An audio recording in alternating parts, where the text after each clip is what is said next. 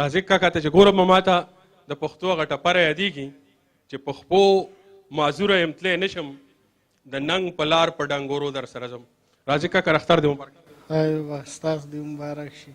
زما طرفه تاسو شمشاد چې څومره ګروپ ته مالکان ته لر و بر پښتنو ته اختر مبارک وي.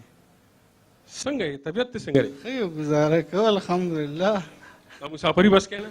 نو بس کوشش کوو څه کار دی چې عمر سره. پښتنو دا ژوند داسې دی که اختر راشي نو موږ په هغه ورځ باندې هم په کور کې جړاګانې دي. مور وایي ګلخان نشته، پلانې نشته، ډینګلې نشته. پخوا به د اختر مونځ وکړو، کور ته به راغی ما په دواړه مخه ښکل کړه. که خادرو پښتنو په کور کې راشي نو ویري پکې لکه ډېر سرونه دلته څه په سعودي عرب کې، څه په دوبۍ کې، څه په اروپا کې مزدورۍ کوي. دا بدبختۍ او دا بدنصیبۍ دا به زمونږ کله ختمېږي؟ دا خو د رزق خبرې هم دی. زمونږ خو په دغې هم عقیده ده چې کوم ځای رزق یې هغې پسې بری الله ګرځوي. نو دې نه علاوه به سړی څه ووایي؟ د پښتنو دا رزق هسې ډېر بېشلی نه دی؟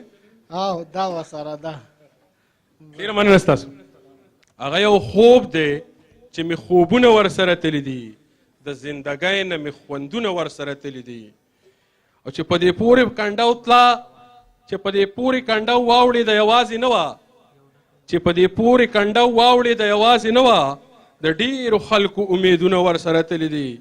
او زما قاتل ته د فرار لاره معلومه نه وه، زما قاتل ته د فرار لاره معلومه نه وه، زما د خوانه لښکرونه ورسره تللي دي.